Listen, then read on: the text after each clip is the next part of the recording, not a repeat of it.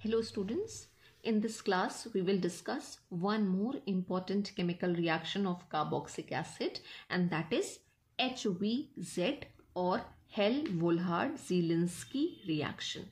ये रिएक्शन जो आती है ये बेसिकली आती है अल्फा हाइड्रोजन की प्रेजेंस की वजह से। अगर कोई एसिड हमारे पास ऐसा है जिसमें अल्फा हाइड्रोजन प्रेजेंट है तो उसकी रिएक्शन हम कराते हैं क्लोरीन या ब्रोमीन के साथ in presence of a catalyst. और कैटलिस्ट जो रहता है वो रहता है रेड फॉस्फोरस। कभी कभी आयरन भी यूज करते हैं लेकिन मोस्टली आपको जो रिएक्शन मिलेगी वो रेड फॉस्फोरस की प्रेजेंस में मिलेगी। तो व्हाट हैपेंस कि जो अल्फा हाइड्रोजन है वो रिप्लेस हो जाती हैं बाय क्लोरीन या ब्रोमीन एटम्स और जो प्रोडक्ट हमारे पास बन के आते हैं वो बेसिकली हमारे कहलाते हैं क्लोरीनेटेड प्रोडक्ट्स या क्लोरीनेटेड एसिड्स बन के आएंगे। अभी अल्फा हाइड्रोजन की हम बात करें तो अल्फा हाइड्रोजन क्या होता है, तो ये फंक्शनल ग्रुप का कार्बन है। फंक्शनल ग्रुप के जो एडजेसेंट कार्बन होता है उसको हम बोलते हैं अल्फा कार्बन और अल्फा कार्बन के साथ जो हाइड्रोजन अटैच्ड होंगी वो होंगी अल्फा हाइड्रोजन। तो एसिटिक एसिड में ये 3 अल्फा हाइड्रोजन है। अब अगर हम इस एसिड की रिएक्शन क्लोरीन या ब्रोमीन के साथ करा रहे हैं, ये Cl2 और in presence of red phosphorus, right, P या P4 अगर यहाँ पे लिखा हुआ है तो एक HCl का मॉलिक्यूल निकलेगा, एक हाइड्रोजन यहाँ से निकलेगा और उसकी जगह पे Cl एटम लग जाएगा, राइट। और ये हाइड्रोजन एटम दूसरे Cl एटम के साथ कंबाइन करके HCl का फॉर्मेशन करेगा और हमारे पास यहाँ पे क्या प्रोडक्ट आ जाएगा, ये CH2 बचेगा हमारे पास, 2 हाइड्रोजन और एक Cl आ गया और बाकी क्या है COOH प्लस HCl। हम कह सकते हैं कि प्लस HCl आ जाएगा यहाँ और यहाँ पे एक मोनोक्लोरो एसिड बन के आ जाएगा जिसको हम कह सकते हैं मोनोक्लोरो एसिटिक एसिड।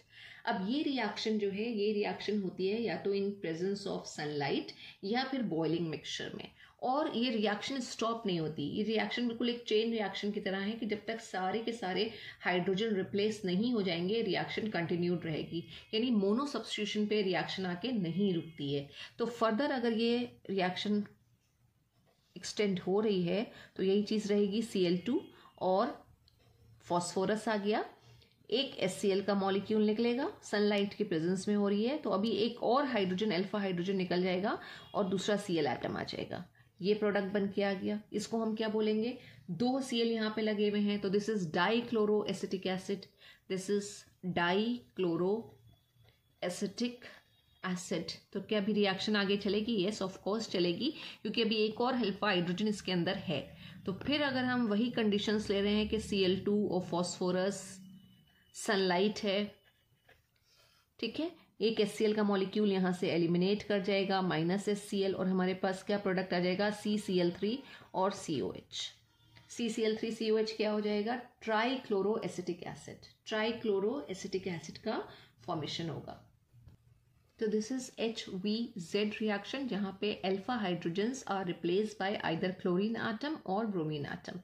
बस आप अल्फा हाइड्रोजन सही रिकॉग्नाइज करिएगा। अगर आपको एसिटिक एसिड के बजाय प्रोपेनोइक एसिड दिया हुआ हो, ये प्रोपेनोइक एसिड का फॉर्मूला होगा तो how many alpha hydrogens are present, only 2 alpha hydrogens are present. अब अगर हम इसकी रिएक्शन करा रहे हैं Cl2, रेड फॉस्फोरस, सनलाइट है, एक HCl के मॉलिक्यूल को निकाल रहे हैं तो हमारे पास क्या प्रोडक्ट बन के आएगा, ये CH3 हो जाएगा और ये CH या Cl पहले लिख दे और फिर CH और COH। अल्फा पोजीशन से एक हाइड्रोजन एटम निकल गया तो हम इसको और क्या बोल सकते हैं, this can be called as alpha chlorinated acid. Alpha chlorinated acid यानी एसिड के अंदर अभी क्लोरीन एटम भी आ गया है, एक और अल्फा हाइड्रोजन प्रेजेंट है तो फर्दर इस रिएक्शन को कंटिन्यू कराने पे एक हाइड्रोजन और रिमूव हो जाएगा in the form of HCl and we will get CH3, CCl2, 2 Cl आ गए हमारे पास और COH, राइट। अब इसको हम क्या बोलेंगे, this is alpha alpha dash, right. दोनों अल्फा पर हैं तो दोनों को हमने डिफ्रेंशिएट करने के लिए एक अल्फा को हमने अल्फा डैश के फॉर्म में लिख लिया और ये हो जाएगा डाइक्लोरो एसिड। डाइक्लोरो एसिड या फिर हम ये भी बोल सकते हैं डाइक्लोरो प्रोपेनोइक एसिड है। बेसिकली ये 3 कार्बन लगे हुए हैं तो डाइक्लोरो प्रोपेनोइक एसिड। तो एसिटिक एसिड ये रिएक्शन दे रहा है, प्रोपेनोइक एसिड ये रिएक्शन दे रहा है। अगर हमारे पास फॉर्मिक एसिड होता तो क्या ये रिएक्शन आती? No reaction. Why no reaction? क्योंकि फॉर्मिक एसिड में क्या है, ना तो अल्फा कार्बन है ना ही अल्फा हाइड्रोजन है, तो फॉर्मिक एसिड HVZ रिएक्शन नहीं देते हैं। एक इंपॉर्टेंट रिएक्शन है, याद रखिएगा, क्योंकि कार्बोक्सिलिक एसिड के साथ जो एक्सक्लूसिव रिएक्शंस आती हैं वो एक या दो ही हैं, आइदर आपकी श्मिट रिएक्शन या फिर HVZ रिएक्शन। बाकी की रिएक्शन जो ईस्टरिफिकेशन की है या फिर अल्कोहल का फॉर्मेशन है, वो सब कॉमन रिएक्शंस है जो हम पीछे के चैप्टर्स में एल्डिहाइड, कीटोन्स और अल्कोहल्स इन सब में भी पढ़ चुके हैं। अब ये जो क्लोरीनेटेड एसिड हमारे पास बनकर आए हैं, इनसे हम फर्दर और भी आगे प्रोडक्ट्स बना सकते हैं, यानी इन एसिड्स को दूसरे एसिड्स में कन्वर्ट कर सकते हैं। जैसे अभी हमने अल्फा क्लोरोप्रोपेनोइक एसिड बनाया था जिसका फॉर्मूला है CH3 CH COH और एक Cl एटम लगा हुआ है। ये क्या हो गया हमारा? अल्फा क्लोरोप्रोपैन और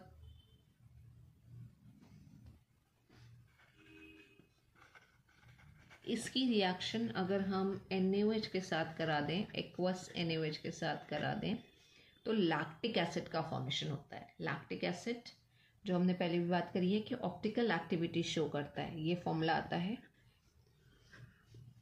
ये CH3 लगा होगा, कायरल कार्बन दिखाने के लिए सारे ग्रुप अलग लगा रहे हैं, एक H आ जाएगा और साथ में क्या आ जाएगा? COH, right.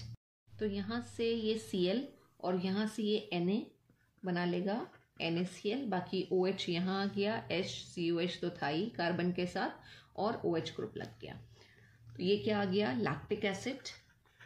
लैक्टिक एसिड जिसको हम और क्या बोल सकते हैं? This is alpha hydroxy propionic acid. Alpha hydroxy propionic acid.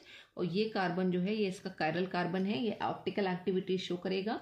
Chiral क्यों है? क्योंकि कार्बन के साथ जो चारों ग्रुप लगे हुए हैं वो डिफरेंट ग्रुप हैं। तो अगर हम मिरर इमेज की भी बात करेंगे तो non super imposable mirror images आएंगी। तो this is about one very important reaction of carboxylic acid, and that is HVZ reaction. Thank you so much, students.